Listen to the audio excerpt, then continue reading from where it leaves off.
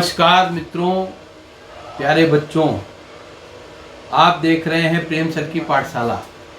प्रेम sir की पाठशाला में आज हम आपको बताएंगे हिंदी साहित्य का व्याकरण के तहत रस किसे कहते हैं। आपने अलंकार पढ़े, अलंकार सीखे, बहुत अच्छा आप लोग रिस्पांस दे रहे हैं, बहुत अच्छी तरह सीख रहे हैं, मुझे बड़ी खुशी है। और रस को काव्य की आत्मा कहा गया है। क्या कहा गया है? काव्य की आत्मा। भरत मुनि ने कहा है रस जो है काव्य की आत्मा है। और रस के प्रकार, रस का दूसरा नाम आनंद है। रस के प्रकार कितने हैं? रस 9 प्रकार के हैं मुख्यतः, और 10वां उसका जो प्रकार है वो वात्सल्य है, और उसके साथ ही भक्ति रस भी है। ये 2 अलग से हैं, लेकिन जो प्राचीन समय से रस के प्रकार बताए गए वो सारे के सारे आप देखिए। सबसे पहला जो रस आता है वो आता है श्रृंगार रस, फिर आता है करुण, फिर आता है हास्य, फिर आता है रौद्र, भयानक, वीर रस, बीभत्स रस और अद्भुत रस। इस तरह से ये शांत रस मिलाकर के 9 रस ये मेन है, मुख्य है। और इसके अलावा 10वां है वात्सल्य रस, और उसका अगला 11वां मान लो भक्ति रस। अब रस की क्या जरूरत है? अगर कविता में रस नहीं है तो कविता नहीं है, तो गद्य का रूप बन जाएगी। रस व्यंग विभूषित श्लेष शनि, कविता की लता लहराया करो, आया करो मन मंदिर में, वर दे वर वीणा बजाया करो। रस व्यंग विभूषित श्लेष शनि, कविता की लता लहराया करो, आया करो मन मंदिर में, वर दे वर वीणा बजाया करो। माँ वाणी का सबसे बड़ा वरदान है कविता, और कविता के अंदर वो रस। तो रस हम सीख रहे हैं। और रस में श्रृंगार रस, जिसका स्थायी भाव रति है, प्रेम है। जिन पंक्तियों में से प्रेम प्रकट हो, प्यार की भावना प्रकट हो, वहां पर श्रृंगार रस होता है। तो श्रृंगार रस का एक उदाहरण देखिए प्यारे बच्चों, कि देखी रूप लोचन ललचाने, देखी रूप लोचन ललचाने, हर से जनु निज निधि पहचाने। ये पंक्तियां आप रामचरितमानस से थी।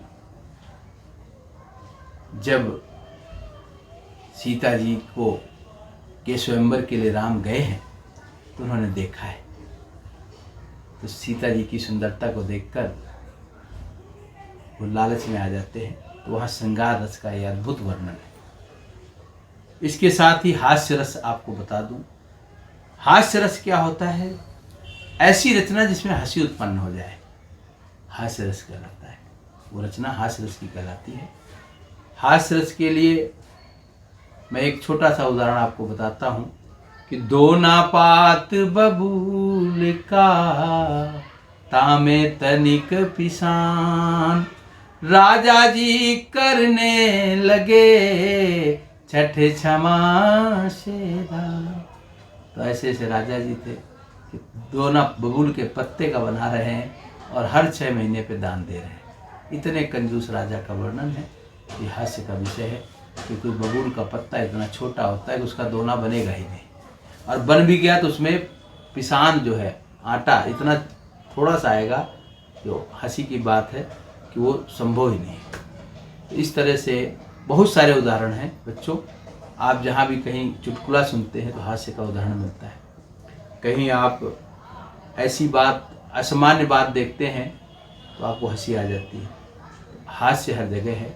आप कहाँ किस तरह का हास्य देखते हैं, और जब वो पंक्तियाँ काव्य के रूप में होती हैं उसके अंदर उदाहरण होता है, हास्य रस कहलाता है। अब आते हैं करुण रस पे। करुणा, शोक, इसका स्थायी भाव शोक है। तो शोक में आप देखिए, हिंदी का पहला शोक गीत लिखा निराला जी ने सरोज स्मृति के रूप में।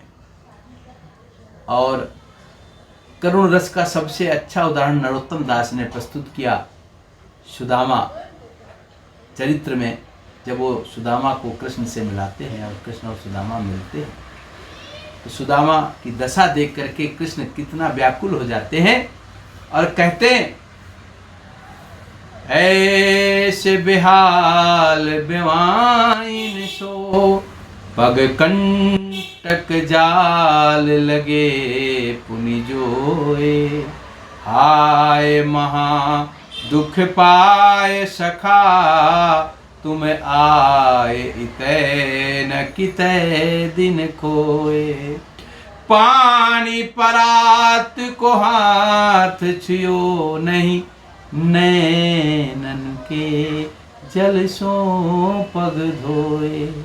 पानी परात को हाथ नहीं लगाया, आंखों से इतना जल निकला उसी से उनके पैर धुल गए। ऐसे ही राम जब सीता जी को रावण उठा ले जाता है तो वो वन वन में घूम रहे हैं और घूमते घूमते सबसे पता पूछ रहे हैं। और किस तरह पता पूछ रहे हैं, हे खग हे मृग हे मधुकर श्रेणी, तुमने देखी सीता मृग नैनी।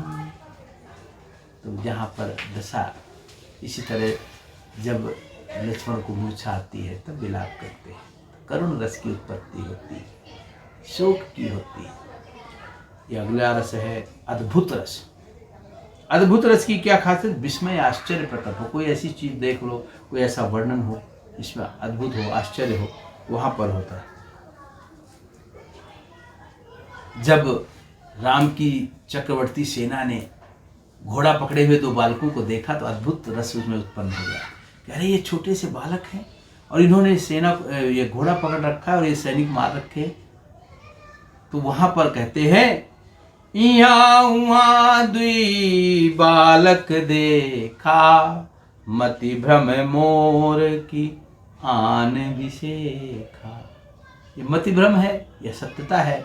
तो दो बालक दिख रहे हैं यहाँ तो और कोई नहीं, और सेना मूर्छित पड़ी है, बेहोश पड़ी है, ऐसा कैसे हो सकता है? और घोड़ा इन्होंने बांध रखा है। तो अद्भुत आश्चर्य जहाँ पर होता है, विस्मय, तो वहाँ पर अद्भुत रस है। इसके बाद आता है रौद्र रस। रौद्र रस क्रोध उत्पन्न करने के लिए, इसका स्थायी भाव क्रोध है। जहाँ क्रोध वाली लाइनें आ जाती हैं, क्रोध की पंक्तियाँ होती हैं, क्रोध उत्पन्न होने वाली बात होती है या कविता होती है, वहाँ रौद्र रस होता है। और क्रोध में जो क्रोध की पंक्तियों का वर्णन सुनिएगा, दुर्धर्ष से जलते हुए उताप के उस कर्ष से, दुर्धर्ष से जलते हुए उत्ताप के उत्कर्ष से, कहने लगे तब वे अरिंदम वचन व्यक्त अमर्ष से, सुर नर असुर गंधर्व किन्नर आदि कोई भी कहीं, कल शाम तक मुझसे, कल शाम तक मुझसे जयद्रथ को बचा सकता नहीं। जब अर्जुन ने प्रतिज्ञा की कि कल शाम होते होते मैं जयद्रथ को छोड़ूंगा नहीं, उसको वध कर दूंगा, कोई भी बचा नहीं सकता है। ये क्रोध की पंक्तियां थी, ये रौद्र रूप था अर्जुन का। तो इस तरह से रौद्र रस का स्थायी भाव क्रोध है। और इसके बाद आता है वीर रस, वीरता जिसमें कूट कूट कर भरी हो। इसका स्थायी भाव उत्साह है, उत्साह होता है वीरता में। आप देखिए, जब भी कोई वीरता दिखाता है निश्चित पहले उसके अंदर उत्साह आता है, स्थायी भाव आता है, तभी वो वीरता की बात करता है। और वीरता के लिए आपको उदाहरण बता दूं, नेताजी सुभाष चंद्र बोस का एक उदाहरण है कि उन्होंने सिंगापुर के मैदान में आह्वान किया था, तुम मुझे खून दो मैं तुम्हें आज़ादी दूंगा। और उसके बाद जो आह्वान किया सिंगापुर में ने सेना का, तो किस तरह से आह्वान किया उन्होंने, सिंगापुर के मैदान मां नेतन धरो गदोरिया में प्राण, और तुमहू हमहू भारत माँ का खाकर अन्न हुए न तैयार। और भारत माता रुआवत घूमे तो धिक्कार जिंदगी क्या। और बनी सेवाला ना देही का कल्ला ठोकी हो तैयार। सुनि हुंकारे नेताजी की भर गे रोम रोम हनुमान। सबै भारती बोलन लागे और नेताजी बोलो नाय। या बुंदेले हर बोलो के मुंह हमने सुनी कहानी थी। खूब लड़ी मर्दानी वो तो झांसी वाली रानी थी। ऐसी वीरता की लाइनें आप सुनेंगे तो वीर रस आएगा। इसके बाद आता है शांत रस। शांत का स्थायी भाव निर्वेद। शांत कब होता है? वैराग्य उत्पन्न हो जाता है, माया मोह छूटने की बात हो जाती है, तब आता है शांत रस। मन पछितई है अवसर बीते। मन पछितई है अवसर बीते। अवसर बीतने पर मन पछताता है। इस पंक्ति में शांत रस है। इसलिए ईश्वर भजन करो, सब निरर्थक है, सब मिथ्या है। और इसके बाद आता है भयानक रस। भयानक रस का स्थायी भाव भय है, डर है। भय बिनु होए न प्रीति। आपने देखा है राम जी समुद्र के आगे हाथ जोड़कर प्रार्थना करते रहे, बिनय न मानत जलधि जड़ गए 3 दिन बीत। और बोले प्रेम शकोप भय कि भय बिनु होए न प्रीति। तो भयानक है। और क्या है कि काली की खप्पर में खून दान करते हुए, कहर पैर धरते हुए सूर्य लाश ढोते जहां। काश तुम होते वहां स्यारा दिखाते, ऐसे प्राण जाते दिया और रात जहां। काश तुम होते वहां। वीरता के भाव के साथ ये भयानकता आती है, भय आता है, डर आता है, डर लगता है। और इसका अगला जो रस है वो है बीभत्स रस। भयानक रस का एक और उदाहरण बता दूं कि कटी कटी मुंड गिरे धरती पर, लाशे भागे बीच मझार। कटी कटी मुंड गिरे धरती पर, लाशे भागे बीच मझार। ऐसा दृश्य, एक का मारे दूसरा मर जाए, तीसरा खौफ खाई मर जाए, एक का मारो दूसरा मर जाए, तीसरा खौफ खाई। तो इस तरह की जो लाइनें हैं, इस तरह की पंक्तियां हैं, वो हमारी भयानक रस के अंतर्गत आती हैं, जहां भय पैदा हो जाए। इसके बाद आता है बीभत्स रस। बीभत्स रस में ऐसा रस है घृणा, जिसको हम देख नहीं सकते। जैसे युद्ध हुआ या आपका 9/11 हुआ, लाशें बिछ गई। अभी काबुल का एयरपोर्ट में विस्फोट हुआ, लाशें बिछ गई। और वहाँ क्या व्यवस्था है, किस तरह से दुर्गंध आ रही है। अभी कोरोना में जो लाशें थीं, किस तरह उनकी दुर्दशा थी, उस वर्णन को अगर हम कविता में कहें तो वहाँ पर बीभत्स रस आएगा। तो बीभत्स रस का जुगुप्सा या घृणा होता है स्थायी भाव कि सिर पे बैठा काग आँखी 2 खात निकारत, और खींचत जी भैंस्यार अतई आनंद उधारत। जो लाशों को नोच रहे हैं पशु पक्षी, उसका वर्णन है, ये बीभत्स रस है। इसके बाद आता है वात्सल्य रस। वात्सल्य क्या है? इसका स्थायी भाव भी वात्सल्य है, और ये बच्चों के प्रति प्रेम उत्पन्न होने के लिए, जिस तरह यशोदा और कृष्ण का प्रेम है, मैया मोरी मैं नाही माखन खाए। जब माँ यशोदा कृष्ण से पूछ रही, बेटा माखन किसने खाया, तो कह रहे हैं कि मैया मैंने माखन नहीं खाया। ग्वाल बाल सब बहर परे है, बरबस मुँह लपटायो। मैया मोरी मैं नहीं माखन खायो, कन्हैया मोरे तुम ही माखन खायो। किलकत कान गुटुरवन आवे, किलकत कान गुटुरवन आवे। मणिमय कनक नंद आंगन निज, प्रतिबिंब करे भय धावत। कबहु निरखी हरि आप छाह को कर सो पकड़न चाहत। तो ये वात्सल्य रस है। कृष्ण और यशोदा के बीच में सूरदास को वात्सल्य का बड़ा कवि कहा गया है। उनके सूर सागर में वात्सल्य से रस की बहुत सारी कविता है। इसके बाद आता है भक्ति रस। यह अध्यात्मवाद की प्रेरणा है। तू दयालु दीन हो, तू दानी हो भिखारी, हो प्रसिद्ध पात की तू पाप पुंजहारी। नाथ तू अनाथ को अनाथ कौन मोसो, मोह समान आरत नहीं आरती हर तोषो।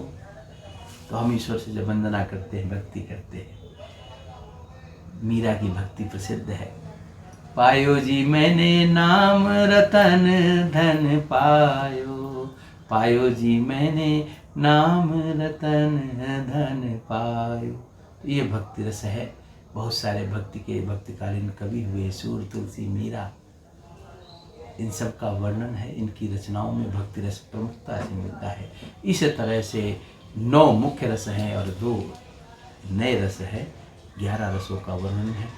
रस समझना बहुत ज़रूरी है। रस को समझना, रस का स्थायी भाव, और उसके बाद उनकी पहचान करना, ये 3 ही बातें रखनी है। ऐसे तो और भी चीज़ें हैं, मैं ज़्यादा नहीं बता करके केवल मुख्य बातें बता रहा हूँ कि रस को पहचानो, उसके स्थायी भाव को आपको पता होना चाहिए, और उसका उदाहरण जो आपके परीक्षा में रस की परिभाषा, रस के उदाहरण आएंगे और उसमें पूछा जाएगा यह रचना किस रस की है। तो पहचान बहुत ज़रूरी है। और इसी के साथ मैं अपनी वाणी को विराम दूंगा। आप लोग देखते रहें प्रेम सर की पाठशाला, और हिंदी को पढ़ें, हिंदी को सीखें, हिंदी में ही बात करें, क्योंकि हिंदी ही हमारे देश की पहचान है, हिंदी ही हमारी शान है। और इस चैनल को लाइक करना, सब्सक्राइब करना और शेयर करना ना भूलें। जय हिंद, जय भारत। प्रेम कुमार शुक्ल, प्रवक्ता हिंदी। जय हिंद।